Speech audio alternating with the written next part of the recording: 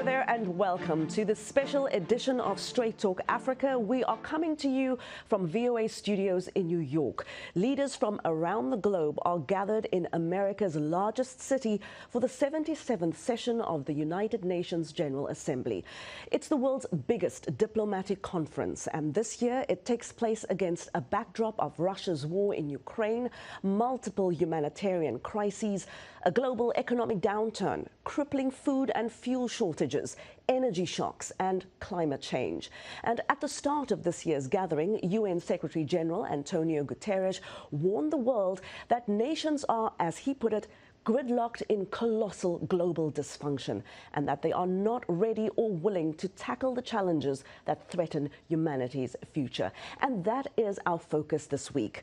Does a world body that was established nearly 80 years ago to prevent war from breaking out, a body meant to promote multilateralism, peace and stability and economic development, does it have the will and the power to confront and solve today's global crises? And my guests are standing by here with me to discuss this. But first, we go to VOA's UN correspondent, Margaret Besheer. She is at the UN headquarters and joins us now. Margaret, great to see you. UN Secretary General Antonio Guterres has lamented the geopolitical tensions and divisions among nations. Are you seeing signs of those tensions already playing out at this year's UN General Assembly? Well, I think we've been seeing these divisions and tensions for a while. The Secretary General pointed out Tuesday when he opened the annual meeting that we are seeing divisions and inequalities between North and South and between the West and the global South. And I think we saw that last year with the COVID-19 pandemic, with the rollout of the vaccines. They went very quickly to developed countries, wealthier countries. They took a lot longer to trickle down to Africa and to other developing parts of the world. We are seeing it with climate change.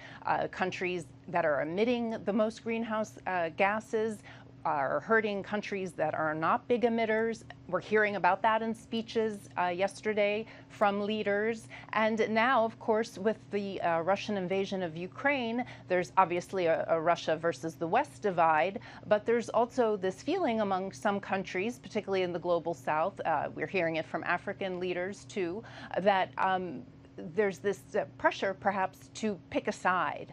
And we heard Senegalese President Macky Sall on Tuesday, he's also the African Union chairperson, he said that Africa suffered enough and they don't want to be caught in this new Cold War. So there's definitely vibrations, and we're hearing about these various divisions that are in the world. Margaret, very briefly, you mentioned some of the issues taking center stage. Is there confidence among countries that the UNGA is still the place, or is the place where things can get done? Well, I think Haiti leaders wouldn't keep coming back year after year if they didn't actually get business done here. It would be a waste of their time. And we see it at the very highest levels: presidents, prime ministers, royalty. So foreign ministers, they all come to the UN General Assembly. They haven't really been here in large numbers since the pandemic. This is the first year everyone's back in person fully. You know, the real diplomacy takes place away from the television cameras, away from the podium in the General Assembly Hall during these one-on-one meetings that leaders have. For instance, you know, we saw on Monday that the U.S. Secretary of State had a meeting outside this campus with the foreign ministers of Azerbaijan and Armenia. They've had a recent flare-up in hostilities between those two countries, and it provided an opportunity with those three foreign ministers here to try and de-escalate tensions. So it really provides a forum for leaders to get together and talk about these pressing issues. And this year it's very much going to be about the food crisis, the fertilizer crunch, the energy crisis, the financial crisis, and global inflation is rampant. So there are so many issues to discuss here. All right, we appreciate your reporting, Margaret. That's Margaret Besheer speaking to me from the United Nations. Margaret, thank you. And we're going to kick off our discussion now. My guests are Frannie Leautier. She is the CEO of SouthBridge Investment, and she joins us via Skype from the Botswanan capital of Gaborone. Frannie, welcome to Straight Talk Africa. Thank you, Haydé. It's a pleasure to be here. And with me here in studio is David Monda. He's a professor of political science at City University of New York. David, no stranger to the show, a warm welcome to you. Thank you for having me. Well, David, I'm going to kick off the discussion with you. Now, for years, the United Nations has faced criticism about its usefulness. Every year this meeting happens, but what exactly does the UN General Assembly accomplish? And what does it accomplish for African countries? I'd answer that at three levels. I think it's extremely important that even though the negotiations and talking, quote unquote, talk after talk continues, but those human people-to-people contacts are very important. It's extremely important that world leaders get to meet each other face to face. But let's also not forget that when they meet, a lot of the lower cadre of the diplomatic corps also get to interact. So that human people-to-people contact is also very important. I think in terms of global agencies like the UN, it's also been extremely important, not only in terms of getting an international voice together, but a lot of its agencies, whether it's on climate change, whether it's specialized agencies on gender parity, whether it's specialized agencies on climate change, whether it's specialized agencies on international development. These are really important frameworks, and it's important to continue this messaging and this communication within the United Nations family, and particularly at the heads of state level, but also more particularly at the foreign ministers level and the interagency level for all the different UN affiliate agencies. Frannie, I want to bring you into the discussion here. What's your take about how a debate among diplomats, that's essentially political, but how does that lead to economic solutions in the end, especially for many African countries? I was looking at the major historical debates that had an impact on developing countries and particularly on Africa. And the three that jump out at once are first in 1948, when the Declaration of Human Rights came out of the UN General Assembly. That has shaped the way we see human rights in Africa, the impact that it has on development, and the way it shapes the dialogue of inclusion, particularly economic inclusion. And then, of course, there is the work that took place in the 1960s, including supporting the countries who were looking for independence. Tanzania got its independence peacefully through a discussion at the UN. So that was a major contribution of the General Assembly once again.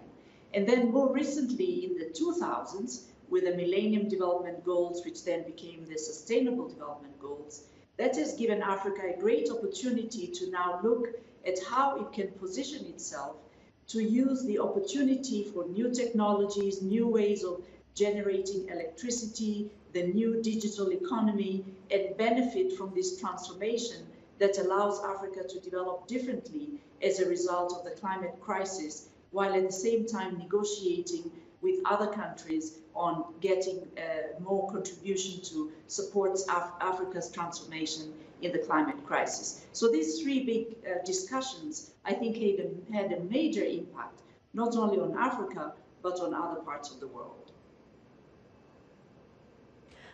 Talking about laying out positions and taking positions, David, we're seeing some notable absences this year. Mm-hmm. The leaders of China, India, South Africa, Ethiopia, Russia, of course, and we know why with some of these countries, but that represents quite a significant portion of the world population. Their leaders not here. What do you read into these absences, especially by Russia, China, India, and what does that say about the power of, or what does that say about the UN's convening power?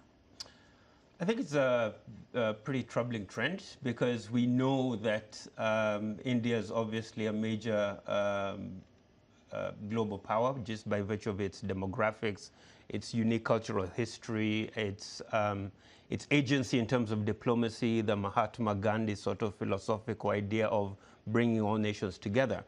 But the other troubling challenge there is we see Russia's not present. Russia's a permanent member of the Security Council. China so we have too. a major problem there, exactly. We have China there, not attending. So there seems to be this fissure in terms of the West and the US and its allies in terms of their advocacy. But also the broader question of, is China, India, and Russia, are they trying to craft an alternate path in terms of how we'll understand international affairs? Let's also not forget that these are countries that are part of the BRICS. South Africa is part of the BRICS grouping, Russia, China, and India. And their lack of not being present, I think, is a major blow to global public diplomacy in terms of how we're really looking to reset this paradigm. Going forward, I think the UN and a lot of our diplomats need to think about how do we narrow this fissure so it's not a question about China and India and Russia on one hand and, say, South Africa against the West and the United States and some of the other more powerful blocs. As you've mentioned, there seems to be this forming dichotomy of you're either with the West and the European Union and Western forces on the Ukraine question, or you're with China and Russia. And I think in terms of the global diplomacy, this will be something that will need to be very carefully nurtured in so that it's not, we don't create a dichotomy where you have two angling sides that are antagonistic to each other. Frannie, picking up on what David said about these divisions, there is a law right now working through the U.S. Congress. Well, it has already been passed in the House of Representatives, and of course it has yet to be passed by the Senate. But if signed into law by President Biden, it could sanction countries that trade with Russia, and it's called Countering Malign Russian Activities in Africa Act. That's pretty direct. How will this affect the business relationship, which is an extremely important element of international relations? How will this affect the business relationship between Western nations and sort of the rest of the world? I think, first of all, what helped Africa in the previous Cold War was for the majority of countries that remained non-aligned.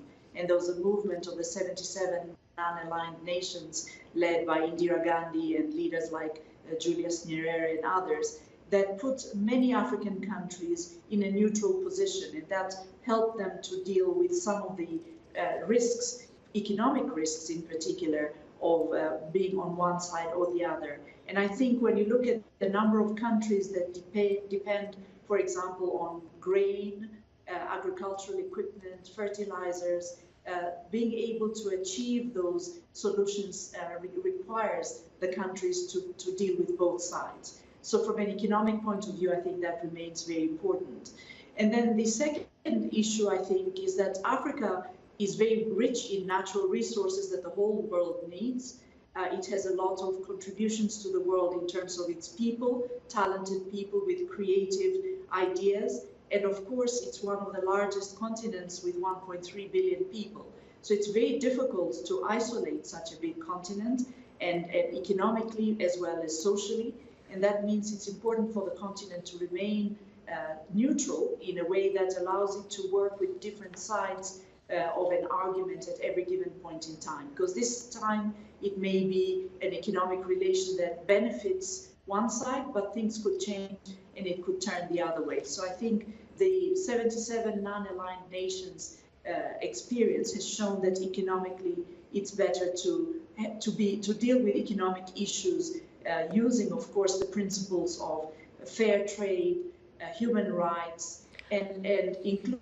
Frannie, and that helps to achieve. My apologies. We're going to have to take a break quickly. Frannie, David, stay with me. We'll continue our discussion on the other side of the break. This is a special edition of Straight Talk Africa coming to you from New York. We'll be back in a moment. Health, wellness, sport, beauty, medical breakthroughs. Healthy Living cares about your well-being. What are the main health concerns in Africa and around the world? Find out the latest on coronavirus. Connect with our experts and ask them questions. How long does the virus stay? Join me, Linor Moudou, in Washington every week on Healthy Living, right here on VOA.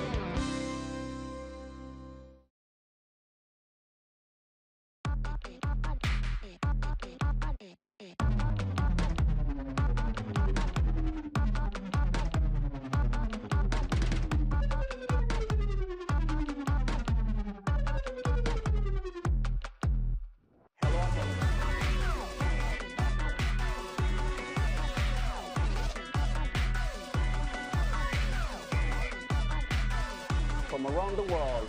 Let's go.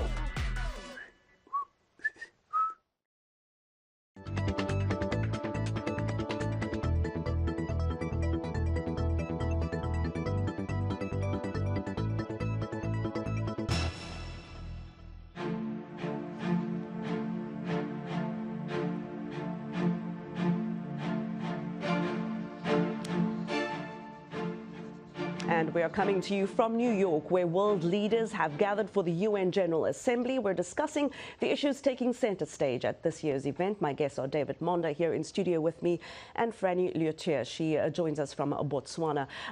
Frannie, I cut you off a little earlier and I will come back to you.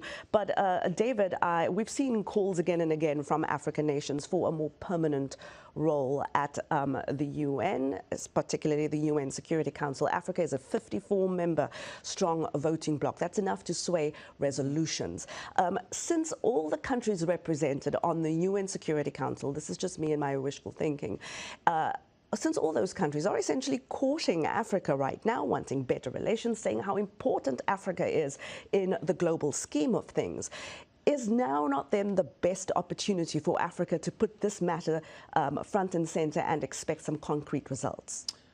I think this matter has been debated a lot, particularly not only in terms of the diplomatic sense that it makes to have Africa have a permanent seat on the Security Council. But the broader political questions have always undercut the African position. So, for example, who from the continent will represent the continent? Would it be South Africa, based on its economic, diplomatic might? Would it be Nigeria, based on its demographic might? Will it be Egypt, based on its Afro-Arab sort of and can lingua any there? country be truly representative of a 54-nation continent? Correct. And I think the other element of it is there the political goodwill within the current permanent members? That's the Chinese, the Russians, the Brits, the French, and the Americans, to really add an additional seat to and give it to Africa. That's quote unquote diluting their power. But if I may segue a little bit to what we talked about a little earlier, particularly in terms of the legislation Biden's introducing, I think that's a very challenging position for Africa, because it really creates this dichotomy that African countries have to decide whether they're going to be with the United States or without the United States. And it's particularly challenging because if America sanctions certain companies that are doing work in Africa or with Russia, then what does that do to the investor climate? For example, would they be afraid with doing trade with, say, Kenya or South Africa or Gabon, and fear maybe the repercussions of doing business with a Russian allied company that the United States is not happy with, right? So this is other economic imperatives. But I think going forward, when we really think of the UN General Assembly and how do we create environments where all these different interests can come together. And I think this is a very difficult and challenging position, particularly for Africa and for the Secretary General. As much as we look at the Secretary General position as very autonomous, the Secretary General is really the Secretary General of the world. He really has to push and deliver papers between different countries. And he cannot at any point be seen to be antagonizing either of the major powers. This would be the Russians or the Soviet Union or China, because they can cripple any efforts from the UN Secretary General's office if he is seen to be biased either for the Russians or for the Americans. Frannie, I want to get your take on this. Given the political and economic importance of Africa, is now the time to bring up this issue of UN Security Council permanent seat? I think it's absolutely the right time. Why? Because most of the conflicts that are taking place are happening on the African continent or have a big impact on the African continent. The UN Security Council has a bigger voice, bigger than the General Assembly, and therefore it's an important place to be. At the moment, of course, you have Kenya, Tunisia, and Niger who are representing Africa on the Security Council, and come January, it will be Gabon and Ghana who are replacing Tunisia and Niger. I think it's really important also because Africa has amongst the most challenging problems to resolve resulting from climate change, and also requires to trade with the rest of the world, and therefore peace and security are key elements to sustain that economic development and trade. So I would say if Africa could be represented by the African Union, that would then resolve the problem of which country should represent Africa on the Security Council. And we're going to have to leave it there. Frannie, Leautier, and David Monda, it was such a great pleasure to have you here on the show. Thank you so much for your time and your insight. I really do appreciate it. Now, food security has been near the top of the agenda at the UN General Assembly this year. Some of the cascading effects of the global economic downturn are skyrocketing food prices and growing hunger around the world. The president of the African Export-Import Bank wants Africa as a region to develop homegrown, sustainable solutions to address food shortages. Benedict Orama spoke to VOA's Peter Clotty on the sidelines of the UN General Assembly. The problem with food aid is that it creates dependence. I'm not saying that when we are in dire need that people can't come to help, but we should rejig the way we do that so that in that process we build a foundation to make sure that we say never again, we don't have to rush to help again. So the way it's done today, although it's beginning to change, is that when we have famine, we have extreme hunger, crisis, donors rush food from all over the world, but they do not get it from Africa. So what that has then done is that people give the food they have. Those who are donating give what they have. And over time, our tastes have changed. What it then means is that we've developed a taste to eat the cheap food that has been donated. So we are no longer cultivating ours, what we normally eat. So it has created huge import dependence. So when we don't have money to pay for the imports, we go hungry again. Not because we cannot produce, but because our tastes have changed and we are import dependent, and we are not able to generate a foreign exchange to continue to import those things. So we have recurrent food. So, Dr. Orama, what specific steps do you think African countries can take to reverse this or correct this? It doesn't have to be only African countries. It has to. That's why I gave you this background I gave earlier. It also has to go global, all the donor community and the African countries. Africa is a huge continent. As a matter of fact, as you talk about food farming here, in other parts of Africa, there's surplus. The problem is that we're not moving those surplus from other parts of Africa to where you have scarcity, as will happen normally in a country. So what we are saying is, first, to stimulate overall food production on the continent, the donor community, if there's a food crisis in one part of Africa, they should try to supply that part from other parts of Africa where you have surplus, before you start going out if you don't have enough.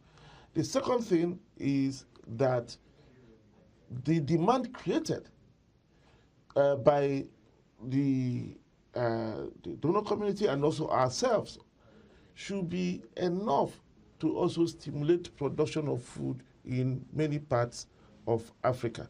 What we've done, and we and WF World Food Program have done something unique in this area.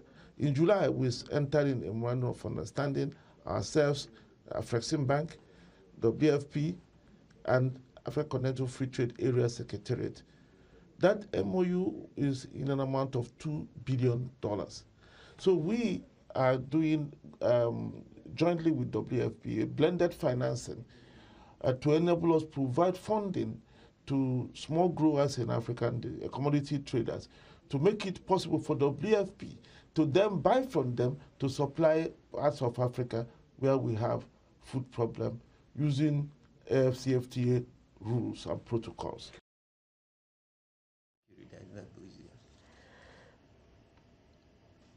Peter Clotty there speaking to Mr. Orama. David, just a quick question. We see climate change, a big topic, of course, this year, every year, in fact. But this is having real and very real consequences for people and impacts, especially in places like the Horn of Africa, intensifying conflicts, exacerbating food insecurity. What do you want to see come out of this meeting that can actually address what we're seeing in places like the Horn of Africa? Well, I'd like to see a re-emphasis on food security questions, particularly in line with the Strategic Development Goals, the SDGs, which are due in the next 7 years or so, but also the broader Africa Agenda 2063. But I think the other element we need to think about is the Conference of African Heads of State on the Climate Change Crisis. That's going to be going on in New York, and I think this would be a very important framework to address issues of climate change, but also thinking more progressively around how climate change issues. We're going to have the conference in Egypt this year. It's a major COP27. The Africa COP. The Africa COP27. So hopefully this will be more of a bigger highlight in terms of how do we, address food insecurity issues. In the near term, sort of diplomatically, how do we engage Russia and Ukraine so that we reduce the tension and cost of food prices and energy more broadly?